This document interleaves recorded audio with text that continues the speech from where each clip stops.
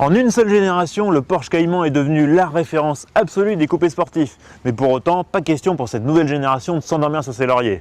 Alors elle reprend les principes actuels de Porsche, à savoir quelques chevaux en plus, pas mal de kilos en moins pour une efficacité au top.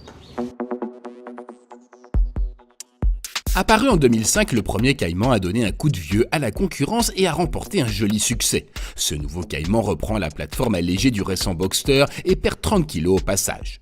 Côté style, il lorgne du côté de la 918 Spider avec des flancs creusés débouchant sur d'imposantes ouïes latérales. Le cockpit reprend les dernières habitudes maison avec une imposante console centrale et un compte-tours en position médiane. L'ergonomie est excellente et la présentation raffinée. Cependant, tout n'est pas parfait. Alors c'est vrai, dans l'habitacle on est très bien installé et la finition est au standard allemand, c'est-à-dire impeccable. Mais il y a quand même un détail qui cloche, c'est l'équipement de série. Pour avoir une dotation à peu près correcte, il faut largement se servir parmi les options. Pour vous dire, même le régulateur de vitesse, pourtant indispensable sur un avion pareil, est facturé en option, la modique somme de 385 €. Le Cayman S a vu son moteur retravaillé pour plus de sobriété et un tout petit peu plus de puissance. On passe de 320 à 325 chevaux. Avec le poids réduit, les performances sont excellentes avec 281 km/h en vitesse maximum et 4,7 secondes de 0 à 100. Pour autant, le Cayman n'est pas un animal difficile à dompter. La première chose qui frappe, c'est la facilité de prise en main de cette voiture. On est tout de suite à l'aise et son équilibre très rassurant nous met en confiance. La deuxième chose qui impressionne, c'est l'efficacité générale de la voiture. C'est simple, c'est plus un coupé sport, c'est carrément un scalpel.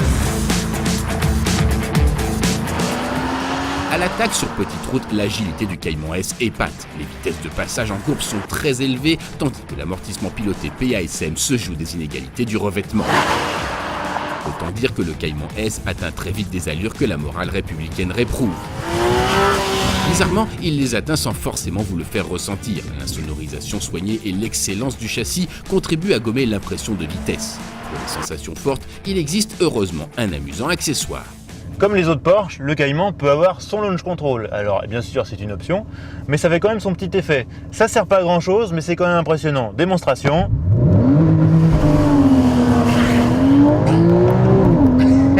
Ça marche bien.